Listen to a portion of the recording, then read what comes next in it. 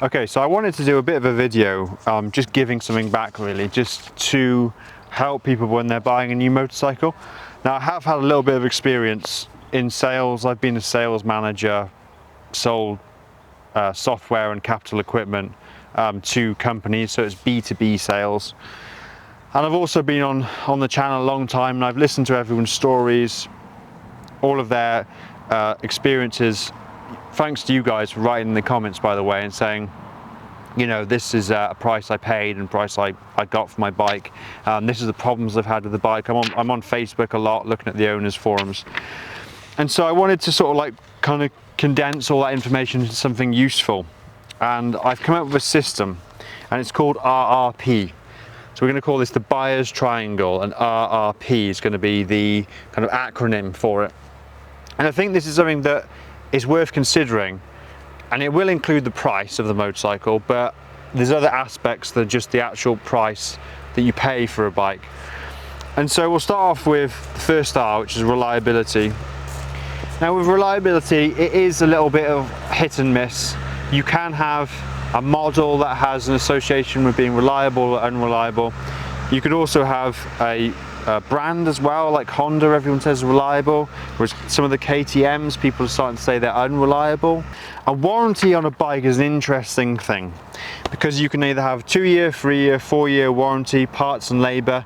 Try and check whether the warranty is transferable to the new owner. So if you're picking up a bike that's nearly new, for example, is it something you should consider that new owner, you'll lose some of the warranty, and is the warranty transferable? But a warranty really is only worth the paper it's printed on if there's a dealer network that can support warranty claims, and if there's parts availability. So there's no point in having something go wrong with your bike because you bought an unreliable bike, and then you take it in for a warranty claim and you're off the road in the summer. And bear in mind, we only get a small riding season here in the UK. You're off the road for months at a time because there's no parts that are available, or even worse, you've got to ride an hour and a half to the dealer and then get back. It is just a nightmare. So that's why some of the bigger brands that aren't perhaps as cheap, like think of Honda, Kawasaki, you don't really get big discounts on those motorcycles, not usually anyway, but they've got this established dealer network, they've got good parts availability, things just sort of work. They're just sort of like good bikes, aren't they? They're not necessarily as good value perhaps as they could be, but the payoff is in the aftercare. Another thing to be aware of is buying the first iteration of anything. So if, for example, you're buying the new Himalayan, it's the first bike with the 450 platform, and so if there's anything wrong with that, the fuel map or any vibrations or anything like that, or for example the side stand leans quite far over, these little quirks that sort of need to be ironed out. If you're buying a brand new bike on a brand new platform, then you're at risk of these things going wrong essentially. I'd also suggest the best way to find out whether a bike is reliable or not is to look at existing owners' reviews, be that on YouTube, or to find even quicker and a large number of people at once, go on the Facebook forum. And bear in mind, Facebook is now where all forums exist. There's not really any standalone forums for bikes anymore. Go on the forum and just read about problems people have had with that particular model or brand. And it's okay if there's problems, but it's how quickly they were resolved. So if they were resolved in a time efficient manner and the person didn't have to pay out of their own pocket, then you can kind of forgive the brand a little bit because they've done their best and the problem has been sorted. So that's really my points about reliability, and it's quite a nebulous kind of thing to grasp really. Is a bike reliable or not? Now for example, with the Vosges, I did 10,000 miles on my Vosges with no problems at all. So it's not necessarily like whether it's an emerging brand or it's an established brand. It just seems to be model dependent. Sometimes people slip up in the design feature, and that then bike has an issue that crops up. But if it's cropped up with you, it'll have cropped up with other owners.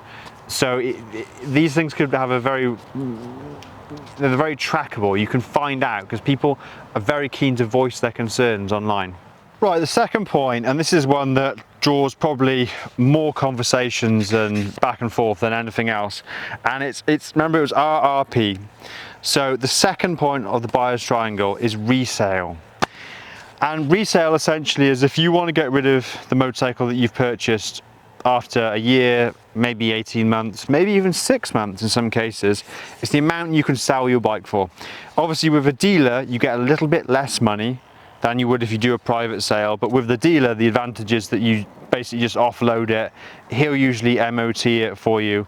They'll even collect the bike for you. It's generally less hassle. The dealer won't mess you about. You'll get your payment, bank transfer, it'll be done. Now, dealers want to make, and I've talked to loads of them, and I know this is kind of a roundabout figure.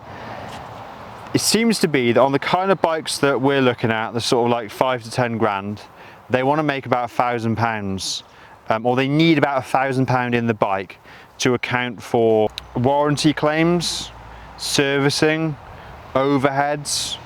Like obviously the dealer has costs that an individual buyer doesn't bear. And there's a risk for a dealer, particularly on older machines, that if something goes wrong, they're on the hook for it. So say my BSA, for example, new price is £5,000. I'm gonna get, and my bike's nearly new, say it's like 200 miles on the clock. I'm gonna get from the dealer 3.8, probably, maybe 4. The dealer will then put it up for 4.7, something like that. So they'll have their margin of £900. I'll get 3,800. And then obviously the new buyer saves a little bit on new. Now obviously if your bike's higher mileage, or it's got any damage, or it's not desirable, we'll get to that later though, get desirability later, then you also stand to have your valuation lowered basically. You don't have much power when you go into a dealer, especially when you're selling. When you're buying, you've got a little bit more power. When you're buying, you can negotiate things. You probably won't get prices off. You might be able to negotiate extras because the dealer pays a lot less. The cost price for things like panniers, heated grips, crash protection is way less than it costs you as the general public to buy it. So you do have a chance when you're buying a bike to do negotiation. When you're selling, if you're just selling it straight, you're going to get what you're given. If you're part Xing, obviously the dealer's got a little bit of headroom in the bike they're giving you as your new bike. Maybe there's a little bit of flexibility there, but generally it's a sort of like kick you when you're down situation when you're part Xing a bike. I took the Triumph to be part X'd, and even though I go to Midwest Motor all the time, Graham, who you've heard before on the channel, is the delivery driver. He said, "Oh, prepared to be shocked." And that's the kind of thing, the part X is always lower than you expect it to be. Now, let's bring in some basics then of the marketplace when it comes to motorcycles. So basically the price you pay is going to depend on supply and demand. So supply is the number of motorcycles that are being produced by the manufacturer or the sellers. So if a bike's being offered up for sale by a lot of people, then there's a lot of supply in the market. Demand is obviously the buyers, the number of people that are willing to spend their money to buy these motorcycles. And so market basics, supply and demand. If there's an oversupply, then prices are depressed, and if there's an increased demand and not enough supply, then prices usually stay strong, they stay firm. And actually second-hand bikes in that situation tend to be valued quite close to the new price. Now, another concept to consider when you're selling a bike is market liquidity. And that basically means the number of buyers and sellers in the market, how easy it is to offload your bike. And so if we look at stocks and shares, an example, that you would give, say, a FTSE 100 listed massive company with thousands or millions of shares, that's a lot more liquid than, say, an AIM, that's an alternative investment market, a small company with a limited number of shares and limited number of people willing to invest in that company basically. And there are overlaps of motorcycles because certain bikes don't have liquidity, and it's niche bikes, it's bikes like For example, Norton, I would say, there's not a huge number of people out there at any one time willing to buy a Norton because it's expensive, it's quite niche product, you've really got to want the authentic retro feel. Bikes that haven't sold a lot as new, typically you go into the second-hand market and you find that a lot of people don't want them because they're hard to sell, like dealers won't really want them. The price can be anything, so really the price is, as they always say, is what someone's willing to pay. So with a market for a bike that isn't very liquid, quite difficult to sell because there's not that many people wanting to buy it. And if you do find someone, then you've got to be more flexible on the price because you essentially have less chances to sell the bike. I'll give you some examples of this. When I sold my Royal Enfield Meteor 350, I part-exed it and I stupidly said to the dealer I wanted £3,000 for it. He bit my hand off to pay £3,000 in a part-ex for a Royal Enfield Meteor 350. And the people watching this in today's day and age, in 2024, will say, that's a really good price for a Royal Enfield Meteor 350. And in a way, it was a good price because the bike cost $3,900 new. So in about 9 or 10 months, I lost 20% of the value. So I did okay out of it, and for me, I was happy with that price. Compared to today, you take a Meteor 350 in and the dealer's going to offer you 900 quid. So how has that changed so much? And it's changed because there's a huge oversupply of Royal Enfield bikes, particularly the 350s that people buy off very readily new. It's a bit of an impulse purchase. MotoGP also introduced more supply when they dumped their existing stock of Royal Enfield bikes, 350s and 650s. So new prices went down and that then affected the used market. So if you've got a bike that, for example, is in hot demand, like mine was at the time of selling, then you're in luck because you can offload this quite quickly. And liquidity, remember liquidity. So if you're buying a bike that's very rare, yeah, it's going to be harder to sell. Right, let's talk about what's going to depress your price in your second-hand resale value. Brand summer deals. Now, loads of people have suffered from this this time round in 2024. A lot of brands have been putting out discounts. Royal Enfield's got 10% off pretty much everything in the range bar the shotgun. So if you've bought a Royal Enfield, and I'm going to name a few guys, but like, don't take it the wrong way sort of thing. I mean, it's good to share the story. That they mentioned online that Jonathan Dealey said he bought an Aurora Meteor for 4,300, and then that same bike was for sale 3 months later at 3,700. Because that initial sort of rush for new registrations, numbers are on the up, and then later in the summer, deals come online, and then that depresses the new prices. Now, BSA is also probably more guilty of this. Ian Halliwell, he wrote that he bought a BSA Midnight Black, 6,800, and then he bought that last year in 2023. This year, that bike is for sale new for 5,500. So that depression of the new price is obviously going to affect his resale value. He's not going to be able to sell that bike now.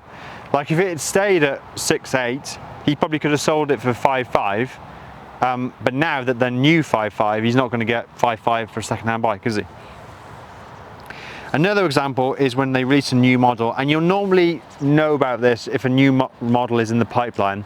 There'll be whispers about it, there'll be rumours, there'll be spy shots. And what happens with a new model is, not only does your bike become less desirable because of a new model with more features comes out, but also everybody who's got the existing bike will seek to offload it. And usually that happens in a short space of time. So you'll go in, these people say the new 1300 GS, the 1250 GS owners will go into BMW in a couple of months after launch, and they'll part-ex their bike and try and offload those bikes. And there'll be a glut of those bikes on the market, so excess supply, price goes down. Another one to mention is name recognition, and it takes a while for brands to build up name recognition. Obviously Vosges in 2021 when they entered the market, particularly on the bike I had, not many people had heard of it.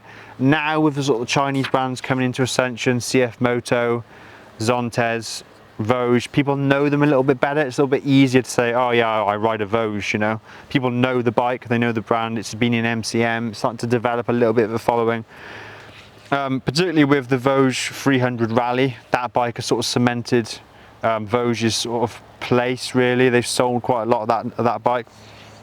And then you've got desirability and online chatter. Now think of the CF Moto 450 MT.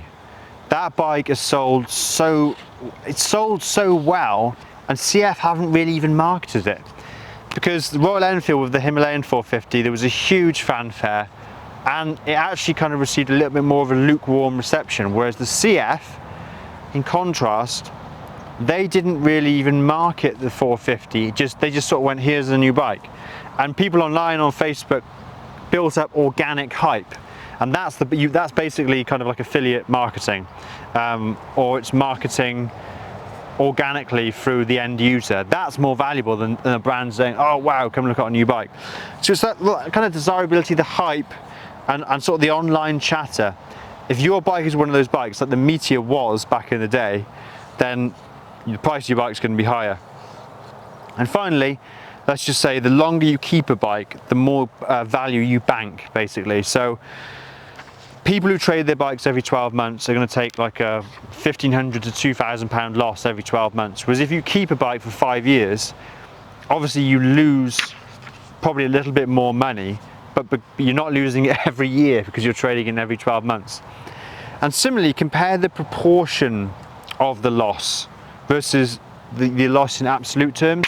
So a BMW 1250 GS, you might lose 10% because it's a strong brand, it holds its value, there's lots of buyers out there, but 10% will be £2,500.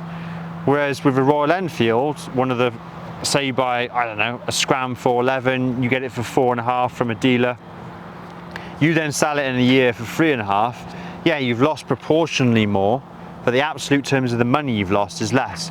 So cheap bikes, they seem to devalue a little bit quicker, but bear in mind that you're not really losing that much money in absolute terms. So I personally prefer cheap bikes because you've got less tied up in the vehicle, and if you have to offload it and get rid of it cheaply, you're not going to get that much of a financial sting in absolute terms. Right, so final point on this video, and it's R.R.P, remember, so this is the price. So obviously when you're buying a new motorcycle, you've got to consider the price of the bike, and because I've got my sales background, I see it as a value proposition. Really, what do you get for your money? Do you get adjustable suspension, TFT? Do you get powerful motor, 6-speed box for extended cruising? Do you get cruise control? So there's lots of stuff on bikes that people want, and it's certainly a good indicator if you get a lot of bike for your money, if you've got these features like a centre stand, for example, which is on the Royal Enfield Himalayan. If it's included, all that stuff means the bike offers a lot for the money you pay. Right, let's now talk about a concept of pricing called introductory pricing, and this can go both ways. I think that when brands do it the right way, they'll introduce a new model like Triumph's Speed 400. Now it's $4,999, so £5,000. I think it was right away, £5,000 for this amazing little motorcycle. 40 horsepower, single cylinder, Triumph badge on the tank, absolutely brilliant. And what they did is they priced it under £5,000. It sold something ridiculous like 250 bikes a month. And then now they've recently, within the last couple of weeks, increased the price to $5,199, I think. So they've added 200 quid on, throw the dealers a bone, get a little bit more profit margin. The bike's established, it's been a rip-roaring success, so they can afford to increase the price a little bit. Where you don't want to be, which is where BSA are, is where you've introduced a bike at near enough £7,000 and you're now trying to sell it at $4,999 or $5,500. Because they probably priced it wrongly in the first place. So introductory pricing, if everybody's saying it's a bargain, like Honda's Hornet, which was $6,999 for a 95 horsepower engine, 6-speed box, new platform, lovely little lightweight bike, that was $6,999 and now it's $7,299 now the model's established. So be warned, although we talked about buying a new model, you do stand to benefit from introductory pricing. The other thing to take note of is accessory pricing. If you do want the center stand, let me just move back a bit so I'm in focus.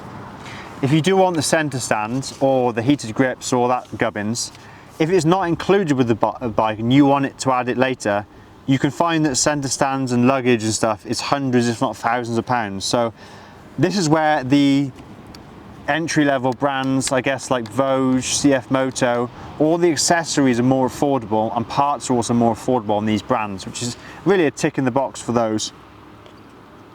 You've also got to consider the service schedule. That's associated with the overall price of owning the motorcycle. So a lot of the Royal Enfields are on 3,500 miles per service, which can be expensive if you're doing a lot of miles, whereas Hondas and Triumphs are probably on 8,000, 10,000, a little bit longer in the service interval. Some of the brands as well, think of your bike if it's got a 4-cylinder engine, if it's got lots of fairings, the labour costs to do a spark plug change or air filter, getting access to do the work, your labour costs go up with the more complex the bike is. I actually love a naked bike because you can get to everything more easily. It's cheaper, easier to do it yourself. Let's also consider demo features. KTM are quite bad for this, but I think BMW will probably introduce it before long. They've done it in the cars. That's where the bikes have the hardware for something like heated grips or heated seats or cruise control, but it's enabled when the bike leaves the factory. After 1,500 kilometers on KTM, software clicks in and disables those features. And then you end up basically with a bike void of the features you're used to having, and then you have to pay another grand to get those features back. I think it's sneaky and it adds to the overall price. It basically allows KTM to put their bikes £1,000 lower than they need to be, because they know that a lot of people will make the purchase and then they'll come back into the dealership in 9 months' time and they'll want to activate those features. Finally, a weird one for overall pricing is tyre sizes. If you get a bike with weird tyre sizes like an 18 on the front, you're much more restricted on the tyres you can fit to the bike, and then those odd sizes tend to be more expensive and harder to come by and less choice. So overall pricing, I'd probably say don't buy the bike straight away unless, if everybody is saying it's a bargain, like the Royal Enfield Gorilla, people are already saying that's too cheap. It probably is too cheap, it's £4,850. If everybody's saying it's too cheap, that's a bike you can get into as a relatively new proposition, brand new bike from the dealer. If it's under introductory pricing, then there is an advantage of going in early. If, however, you want a bike like a Suzuki 1000, GSX 1000 GT, something like that, if you want that bike that's been around a while, sales start to stall off, dealers will get rid of it really cheaply. Outgoing models also can be a fire sale. Like there's a version of this bike called the 500 AC. You can buy that for 3.5 grand and it's got an engine that's bigger than this. Quite similar headlight, TFT, controls. Obviously this is a little bit more stylish, bit newer, but if you want that outgoing model, you can pay pittance for it. It's a real good way to get a bargain. Right, I've no idea whether this part's in focus or not, but we'll just roll with it. Final point is you're essentially front-loading your costs if you buy a premium brand, expensive or established or popular model. So if you go into Honda and you buy an NX 500 or 500 NX, however you say it, you're going to pay more, but your service is going to be lower, your resale is going to be higher, overall costs are going to be lower in the long run. Whereas if you buy a bike that is less well known, say you bought the Vogue 500 DSX like I did, you got absolute bargain with the panniers and everything included, but because that particular bike was quite little known, it's actually quite hard to sell when I came to sell it. So really, it's your choice when it comes to selling a bike, or buying a bike, is whether you go for a bike that you want or you go for a bike that is basically going to hold its value, easy to sell, and all the things we talked about.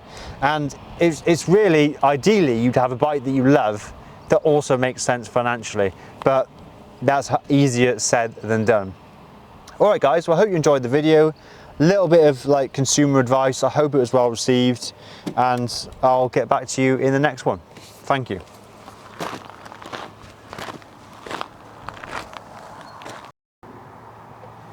Hello. Hello, taking photos? Doing a video actually. Yeah. About motorcycles. Oh right, is my car in the way? No, it's fine. Yeah. You're good. But yeah, I would go and watch his channel if I was you, because it's actually really interesting. I do like the guy a lot. Sorry, what? I'm just talking to the camera. Sorry. Yeah. Didn't mean to get your attention. So yeah, I would go and watch Two Wheel Willie's videos, because not only is he a really nice guy, he's also very good at building up the suspense and the intrigue when he's buying a new bike. I happen to know a bit of insider information. He has, oh, there's everybody turning up now. Is it? Bit of insider information on what he's doing.